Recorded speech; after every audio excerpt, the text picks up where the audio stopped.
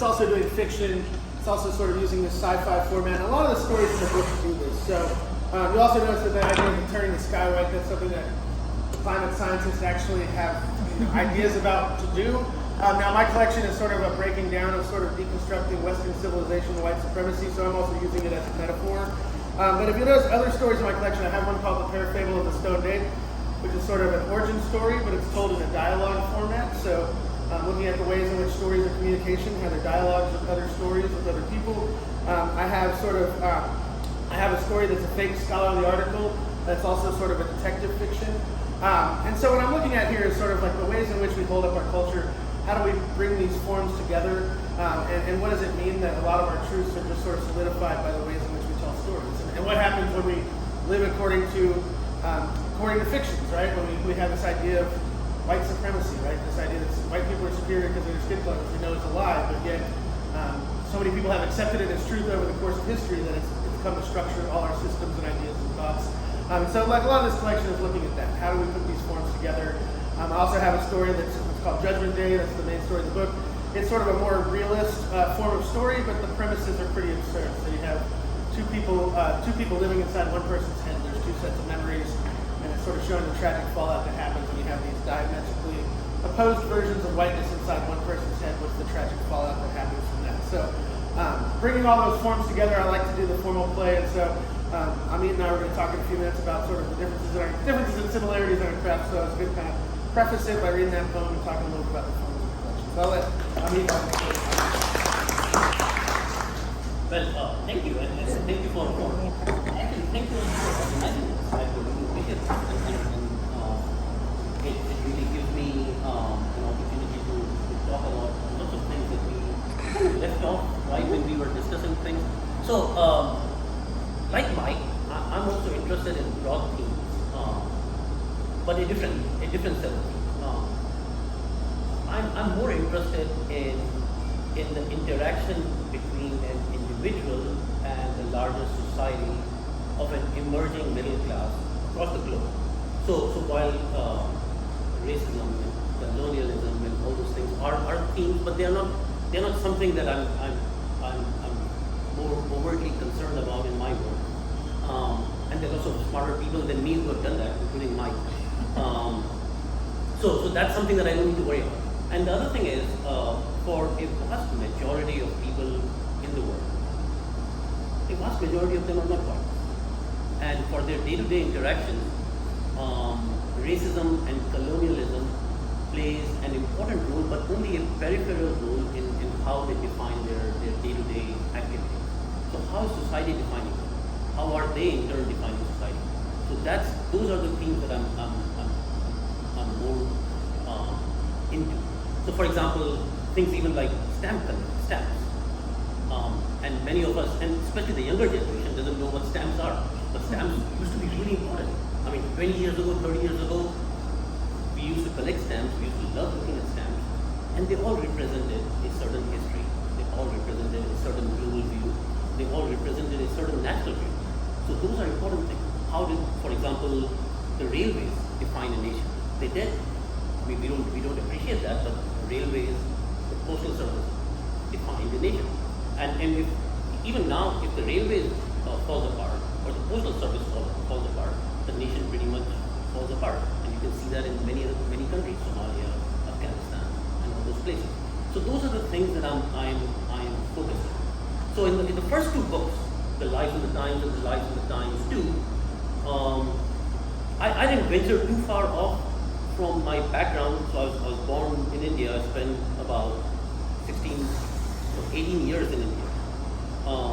So those were works that were focused. The platform was India, but the way I worked on it was to help define the emerging middle class across the globe, including Russia, including China. There are lots of common themes across all the emerging middle class across the globe. Now in the third book, The Quiver and the Purlieu, I take a different approach. I still don't leave the grand theme, but I take a different approach. I try to collapse the national boundaries, the cultural boundaries, try to bring it all together and present realistic story where somebody is moving across the globe from India to the United States, to New Zealand, to Canada, and all across the globe. So how does that person who's moving all around, looking at different things, interacting with different people, how does that person perceive the world? Or in turn, how does that person help define the world? So those are the things that I'm focusing on. Yes. Yeah, no. So one of the reasons that I got, Amit and I are in the same publisher. One of the reasons we became interested in each other's work, or at least I became interested in his work, is I noticed there are some. We do focus on different things, but there's some sort of broad, broad overlap in sort of the way we approach the world at the level of ideas. And I think I see a lot of formal play in your books. I haven't read Lives of Time 2 yet, but I've read the Lives of Time 1 and I've read Quiver and the Curlew.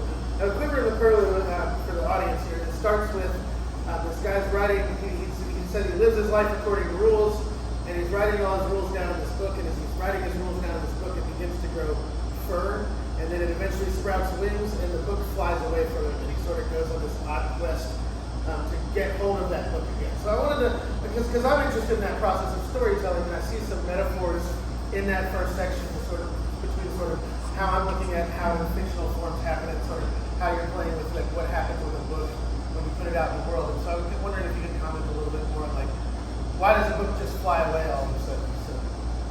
Well, so there are a couple of things happening there. So first of all, is my inspiration from Kafka right there.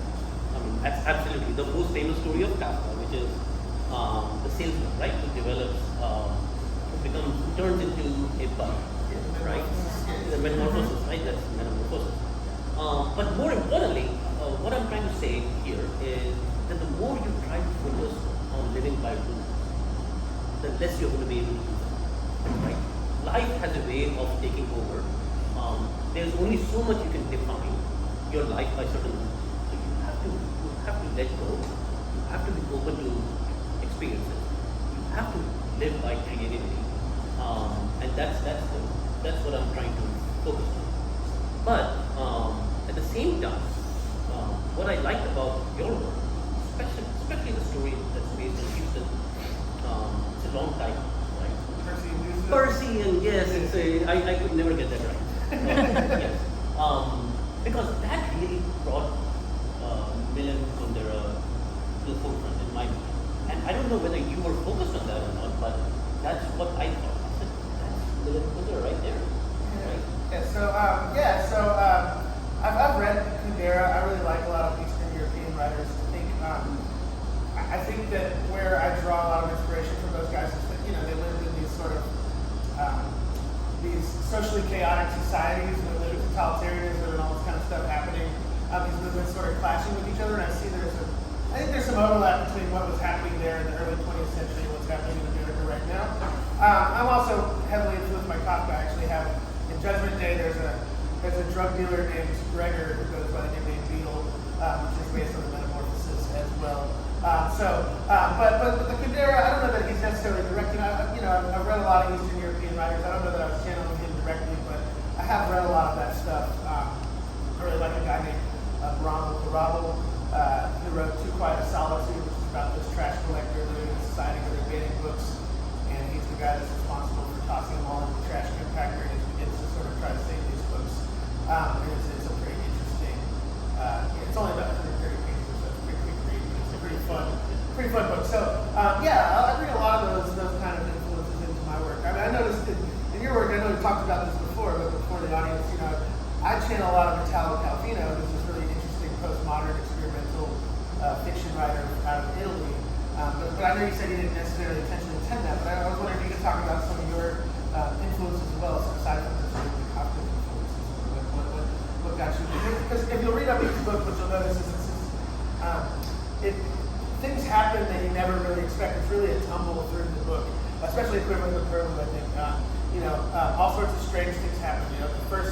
This guy's writing a letter to a love interest, and he's talking about his book of rules, and then the next scene he's driving his car, and he looks in the rearview mirror, and there's a dead guy in his back seat, and he doesn't seem particularly that disturbed by it, and he begins having a conversation with the dead guy, and then the dead guy takes over the narration for a chapter and sort of sets him on his quest. So these sort of strange things happen, and I'm sort of wondering if you could just talk about who your influences and how does that come into play in your book. Well, thank you. So that's a good question. I guess Douglas Adams, believe it or not, Douglas Adams has been a great inspiration. And for many teenagers too, right? I mean, that like you were reading him, and the way he takes his narration around. And I kind of now feel why he did that, because if you're very monotone in your narration, things can sometimes get boring. So you need even as a writer, you need to kind of just take turns and twists, just so that you don't get bored writing the same thing again and again. So maybe I'm not saying that I did that, but maybe that's what's going on in my mind. But in all my just like your book, all the different stories are tied by a single theme. My books are tied together by a single central character. So there are many different characters. They're all having fun, doing their own things, but they're all having fun within the umbrella that is being defined by the central character. So they behave according to what the central character, not necessarily me, but the central character expects them to behave. So in that sense, they're like little kids in a kindergarten play yard. They're all there around, but there is a teacher keeping an eye on them. So that's the central character doing that in my book. Unlike yours, where you have a whole different set of central characters doing a whole bunch of different things and tying all the stories together by big central themes, right? So I mean, I think one of the essential differences that I tend to my characters are well. I mean, I reveal the storytelling on the page, so my characters are constructs, right? I refer to them as constructs throughout the storytelling. So I try to remind, as I'm using the fictional, like, I think fiction can sort of hijack our brains. We think about it as like this, harmless thing, right? We're telling stories, we're entertaining our children, we're entertaining the people in our society. But if you proliferate a lot of stories about a certain theme, especially with something that's not true over and over and over again, it comes to have a sort of real world value that can be harmful, right? So, if you bring fairy tales, right? If you bring women up for years and years and years, telling them they're all princesses and their purity and all this kind of stuff, it creates all these harmful gender problems. Or if you have police narratives that only show cops as ever these great figures that are doing all good in society, and then when somebody does something wrong, nobody can believe it, right? It becomes a harmful thing, right? So I think within those stories, what I'm doing is I'm using these fictional techniques that are meant to hijack your brain and telling you that I'm doing it while I'm doing it. So as you're becoming emotionally connected with these characters, I'm saying like, hey, this is just a character in a story. Like, don't become emotionally invested. But then the fictional techniques make you do that anyways, right? And so I'm sort of trying to point that out. Learning to think critically about stories, where they come from, who are the people that write them. I haven't insert myself. I'm not going to give away the premise of it, but it's a big point in the book. But I insert myself as a character in one of the stories in a pretty overt way. Sort of like call myself out as the white male writer. Why are you listening to me and what I have to say, right? What is my perspective? Why is it valuable? So that's sort of what I'm getting into with a lot of those things in the book. So I was thinking maybe we should open it up for questions from the audience. I have a question, just maybe an observation and a question. I feel movement, right, in both these books, but yours feels like this kind of drilling into yourself. Yours feels like more like going out and seeing something more outside of yourself. Yeah. So, for example, Mike is critiquing the culture, and I am not.